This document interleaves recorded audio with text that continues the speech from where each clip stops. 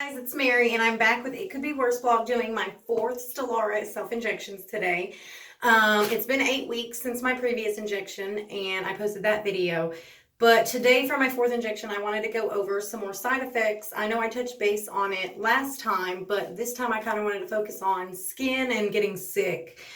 Here lately, since my last injection, I've started to get like skin sores around my face and my neck. The back of my legs get it every now and then, and I know that Stelara is supposed to help with psoriasis and stuff like that, but I notice around week 8 when it's time for my injection that my skin starts to act up, I start to break out.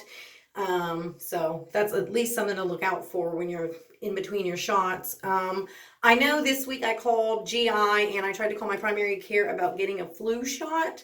I don't think I got one last year. I'm not sure if I did, but I know that's something you want to discuss with your gastroenterologist before you do. I know they care whether you're getting a flu shot because you're already got a weakened immune system. And so I think maybe even she told me not to get it. But I called her and I left her a voicemail, and so hopefully she'll call me back and either tell me, yeah, go get stabbed or don't get a shot. So we'll find out for that.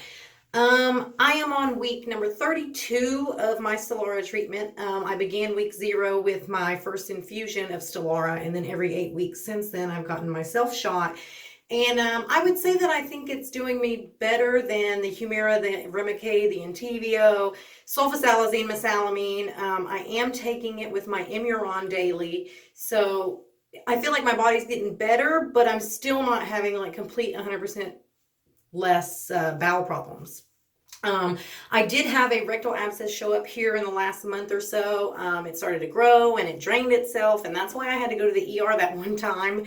And now I am scheduled for a possible another fistulotomy since I've already had a perianal abscess 3 years ago on about 11 o'clock in my rectum respectively, and they cut it out, and then 6 weeks later I got a fistulotomy, and so this may be my second. They may just get in there and realize that it's not too bad off, and they might just leave it alone. It hasn't really swelled up anymore, and it hasn't really drained itself since that first time, but it's still there. I can feel it. It's about 7 o'clock on my rectum. So we're going to go in mid-October and look at that. I guess all I can really do now is just like get ready for my shot. I've already iced my stomach. I know I'm really rambling. Good night. This always gets me so nervous and gets me so just uptight. So I guess I'll just go ahead and do it so I can be done with this. It makes me really sick to my stomach, so I make sure I take my prochlorperazine.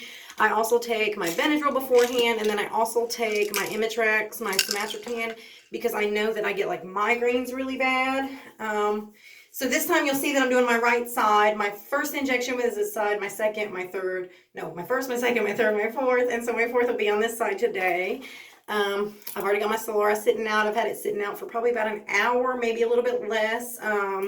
You want to look at it, make sure it doesn't have anything in it. It's clear. You don't want to shake it. You don't want to bubble it. And you just kind of want to get ready for the injection. This is the hardest part. It seems to take a minute for the meds to go in. It's really slow moving to get this down to the plunger. So here we go. I know usually I get really tired after my shots. I don't know why that's blurring up on me, so I'm sorry. I get really tired. It makes me like sick to my stomach as soon as I get that needle in. I get a really stuffy nose that I don't really notice until it's bedtime. I'll just lay down and I'll feel it like in my face, like a brick wall has hit me. I get really, really, really tired.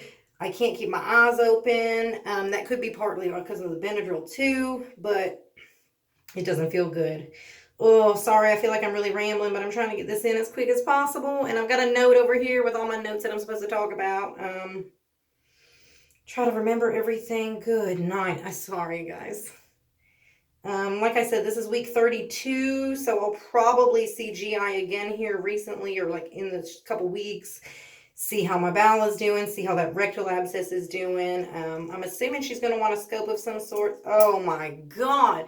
Yeah, get a scope of some sort. You want to put this into your sharps container when you're done with it. You want to make sure you throw it away. You don't want to keep it. Keep everything sanitary. And then I like to wipe myself off again, clean that site, and then I put my Band-Aid on it like usual. Oh, that felt like it took forever this time. And this time I feel like it's like bubbled a little bit here. I think I felt like that last time too. That's why if you notice in the last video, I was like poking on myself. I think that's all I got to talk about. If you have any like side effects or stuff like that, or have any idea why my skin is still breaking out, I guess let me know. I'm always open to talk about your Crohn's or whatever else. I hope you have a good week. Thanks. Ugh.